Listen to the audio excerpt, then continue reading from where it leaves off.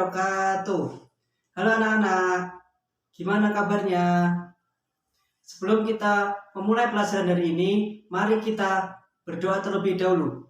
Bismillahirrahmanirrahim. Raditu billahi robba, wabil islami dina, wabi muhammadin nabiyya wa rasula. Rabbi zidni ilma, warzuqni fahma. Amin. Baik, pada pertemuan kali ini kita akan belajar tentang Asmaul Husna. Masih ada yang ingat apa itu Asmaul Husna? Ya, betul, yaitu nama-nama Allah yang baik. Ayo, ada berapa Asmaul Husna itu? Ya, pinter, ada 99. Seperti yang kita ketahui, alam semesta adalah ciptaan Allah Subhanahu wa Ta'ala. Diciptakannya alam semesta ini menunjukkan betapa Allah Maha Kuasa dan hanya kepada Allah Subhanahu wa Ta'ala yang mampu mengatur, menjaga, dan melindungi semua makhluk yang diciptakannya. Kita sebagai makhluk ciptaan Allah Subhanahu wa Ta'ala harus senantiasa memuji dan menyebut Allah sesuai dengan sifat-sifat Allah. Sifat-sifat Allah tersebut ditujukan dalam Asmaul Husna. Di dalam Asmaul Husna mengandung sifat-sifat kebesaran yang dimiliki oleh Allah Subhanahu wa Ta'ala. Pada pertemuan ini kita akan belajar Asmaul Husna, Al-Qawiyyu, Al-Musawwir, dan Al-Hakim. Pada pembelajaran kali ini kita akan menggunakan media es krim Asmaul Husna. Langsung saja kita ke Asmaul Husna yang pertama, yaitu tentang Al-Qawiyyu. Ada yang tahu artinya Al-Qawiyyu? Ya, benar. Yaitu Allah Subhanahu wa Ta'ala memiliki sifat Al-Qawiyyu, artinya maha kuat, lagi maha perkasa. Kekuatan Allah Subhanahu wa Ta'ala tidak ada batasnya. Tidak ada sesuatu apapun yang bisa menyamai kekuatan yang Allah Subhanahu wa Ta'ala miliki. Tidak ada keagungan yang lebih mulia dari keagungan Allah Subhanahu wa Ta'ala. Semua makhluk di hadapan Allah Subhanahu wa Ta'ala itu lemah dan tidak berdaya. Al-Qawiyyu bisa juga berarti pemilik kekuatan yang tidak akan mengalami kelemahan selamanya. Keperkasaan Allah Subhanahu wa Ta'ala adalah abadi. Dengan kekuatannya Allah Subhanahu wa Ta'ala telah menciptakan bumi dan langit yang tidak bisa dilakukan oleh siapapun kecuali Allah Subhanahu wa Ta'ala. Dan dengan kekuatan Allah yang maha dasar, Allah Subhanahu wa Ta'ala akan memusnahkan kezaliman dan memberikan azab bagi orang-orang kafir. Kekuatan Allah Subhanahu wa Ta'ala itu meliputi kekuatan fisik dan kekuatan hati atau keteguhan mental. Sedangkan kekuatan hati erat kaitannya dengan selalu bersikap teguh hati yang merupakan akhlak terpuji yang disukai Allah Subhanahu wa Ta'ala. Selanjutnya, setelah makna dari Al-Qawiyyu, kita akan masuk ke bukti dari sifat Allah Al-Qawiyyu. Bukti Allah memiliki Asmaul Husna Al-Qawiyyu secara dalil akli adalah bahwa Allah yang telah menciptakan semua makhluk dan yang mengatur semua kehidupan yang ada di muka bumi dan juga di langit.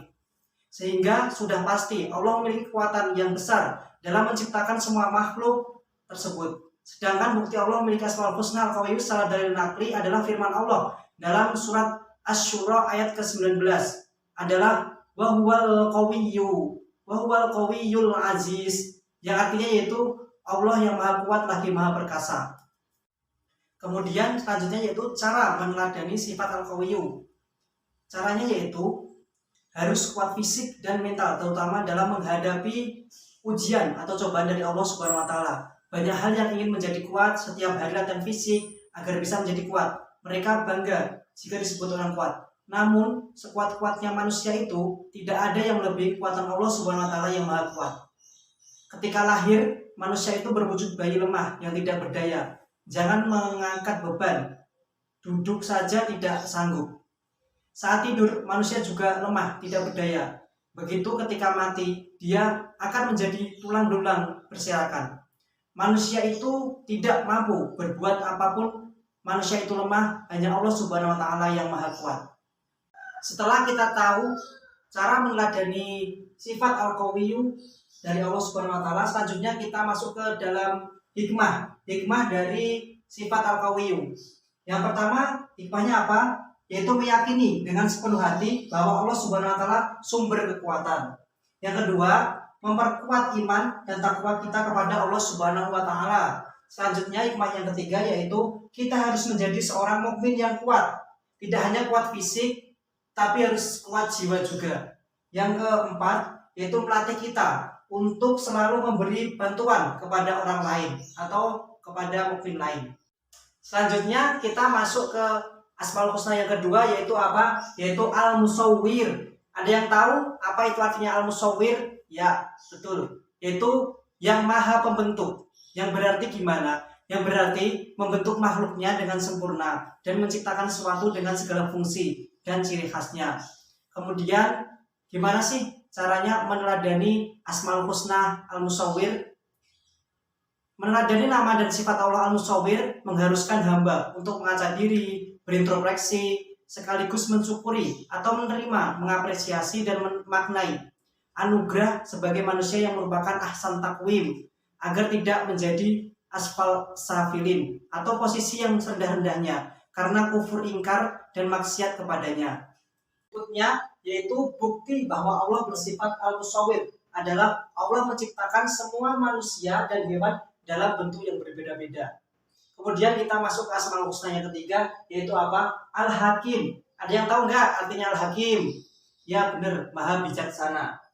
Gimana sih buktinya bahwa Allah itu mempunyai sifat Al-Hakim? Buktinya yaitu bahwa Allah memiliki sifat Al-Hakim ini, Allah tidak membeda-bedakan semua makhluknya. Kemudian keteladanan atau meneladani. Caranya gimana cara meneladani Al-Musawwir?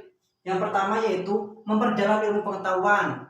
Yang kedua, bertindak profesional dalam kegiatan apapun. Setelah kita mempelajari sifat-sifat Allah yaitu Al-Qawiyyu, Al-Musawwir, dan Al-Hakim, semoga kita tahu cara meneladani dari sifat-sifat Allah tersebut dan semoga kita bisa mengambil hikmah dan bisa menerapkannya dalam kehidupan sehari-hari. Nah, itu saja materi pada pertemuan kali ini. Cukup sekian dari saya. Kurang lebihnya mohon maaf. Akhir kata, wassalamualaikum warahmatullahi wabarakatuh.